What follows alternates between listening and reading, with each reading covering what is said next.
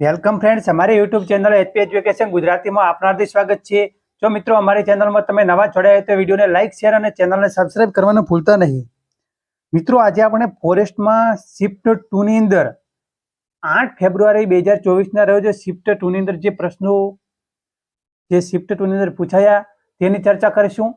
તો મિત્રો તમે એક તમારો અંદાજો લગાવી શકો છો આ પ્રશ્નોને આધારે કે કયા ટોપિકમાંથી તમે મિત્રો નોટ પેન સાથે લઈને બેસવાનું। દરેક શિફ્ટમાં જે પ્રશ્નો આવે એના આધારે તમારે મિત્રો ટોપિક સર્ચ કરી નાખવાનો કે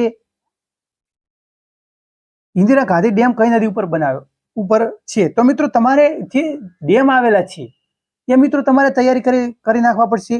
પછી મિત્રો સિંહની વસ્તી ગણતરી મુજબ પ્રશ્ન પૂછાયો તો મિત્રો તમારે સિંહની વસ્તી ગણતરી જે લેટેસ્ટ છે તે મિત્રો તમારે તૈયારી કરવાની રહેશે।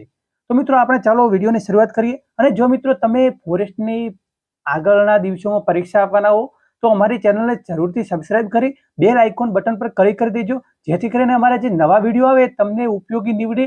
તેના હેતુ માટે મિત્રો અમે આ વિડીયો બનાવી રહ્યા છીએ। તો શરૂઆત કરીએ તો મિત્રો શ્રીશૈલમ બંધ ક્યાં આવેલો છે?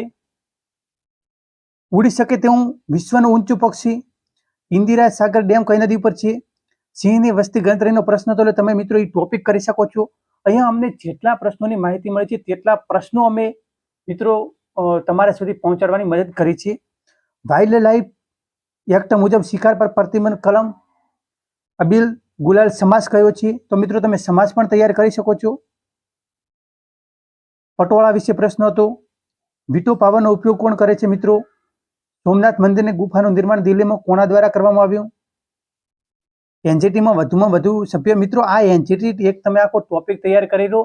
પહેલી શિફ્ટમાં એની સ્થાપના પૂછાણી હતી, આ વખતે એની સભ્યો પૂછાણે છે, આવતી વખતમાં મિત્રો એના અધ્યક્ષ કોણ હોય એની તમામ માહિતી પૂછાશે। તમારે આ એક આખો ટોપિક તૈયાર કરવાનો રહેશે। ગિરનાર અભયારણ્ય વિશે એક પ્રશ્ન હતો। વ્યષ્ટિની વિરુદ્ધાર્થી શબ્દ, હટાણું શબ્દ એની તો હટાણું તો ખરીદી। કીડીને કણ હાથીને મણ જાગ્યા ત્યારથી સવાર કહેવત સમાન કહેવત શોધવાની મિત્રો। શિલા વડે વધારે નહીં ચલારો, આનો મિત્રો કર્તરીમાંથી કર્મણી પ્રયોગ કરવાનો હતો।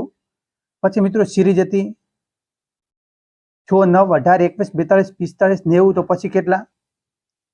સમતાપ આવરણની ઉપરનું આવરણ। કાળિયાર પ્રાણીનો પણ એક પ્રશ્ન હતો। યુએન દ્વારા ટકાઉ વિકાસ 2023 માટે કેટલા લક્ષ્ય હતા? આ પણ મિત્રો પ્રશ્ન હતો એક। કાંટાળા વન પ્રદેશનો એક પ્રશ્ન હતો મિત્રો।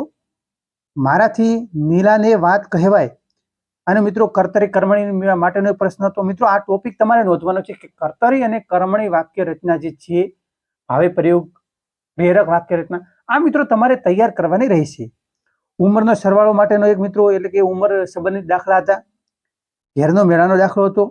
અને વર્લ્ડ કપ મેચ ક્યાં રમાય, ફાઇનલ, સેમીફાઇનલ, આ માટેનો પણ મિત્રો એક પ્રશ્ન હતો। એ મિત્રો હવે મિત્રો ઘણા બધા મિત્રોને પ્રશ્ન થતા હોય છે કે મિત્રો પર્યાવરણના પ્રશ્નો કેમ બહાર નથી આવતા, કયા કયા પૂછાણા? તો મિત્રો ખરેખર જ્યાં વન લાઇનર પ્રશ્નો હોય અને વિદ્યાર્થીને યાદ રહે એવા વિદ્યાર્થીઓ પ્રશ્નો તમારા સુધી પહોંચાડતા હોય છે। અને જ્યારે પર્યાવરણના પ્રશ્નો મિત્રો લાંબા હોય અને વિધાનોવાળા પણ હોય તો મિત્રો એ વિદ્યાર્થીને આખો પ્રશ્ન યાદ સંપૂર્ણ રીતે ના રહે, તો મિત્રો એવા પ્રશ્નો આપણા સુધી પહોંચતા નથી હોતા। પરંતુ મિત્રો ટુ ધ બેસ્ટ તમારે પર્યાવરણના ટોપિક કમ્પ્લીટ કરવા પડશે તો તમારે વાંધો આવશે નહીં મિત્રો। તો આ સાથે મિત્રો આપણે વિડીયોનું પૂર્ણાવતિ કરીએ છીએ અને સાથે જે ત્રીજા નંબરની શિફ્ટ આવશે તેના જે પ્રશ્નો અમારી સુધી પહોંચશે તેનો અમે વિડીયો બનાવીશું। તો મિત્રો જોડાયેલા રહો અમારી ચેનલ સાથે। જય હિન્દ, જય ભારત મિત્રો।